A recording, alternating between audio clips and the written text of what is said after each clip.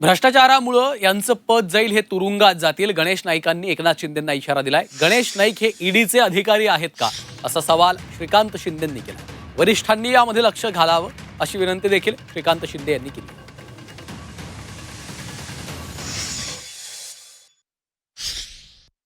त्या महापालिका निवडणुकीनंतर सुद्धा शिंदेंच्या राजकीय भूमिकेला आणि शिंदेंचं जे राजकारण आहे त्याला तुमचा विरोध कायम राहणार? जोपर्यंत त्यांच्या दुरुस्ती होत नाही तोपर्यंत विरोध कायम राहील माझा.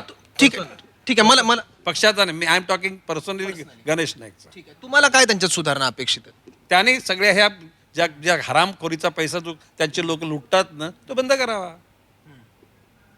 आणि हे करतात ना, यांच्या पापाची फळं लवकरच उजेडात येतील. कारवाई होईल त्यांच्यावर? अरे डेफिनेटली होईल. चौकशा लागतील मागे अरे त्यांच्या? चौकशाने हे पद पण जाईल आणि वेल पडली तर जेलमध्ये पण जायला लागेल. हे जरा वरिष्ठांनी याच्यावरती लक्ष देऊन याच्यावरती विचार करणं गरजेचं आहे की कशा प्रकारे जे आहे महायुतीमध्ये या सगळ्या गोष्टी ज्या आहेत त्या होत असतात आणि लोकांमध्ये मेसेज जो आहे हा चुकीचा जातो.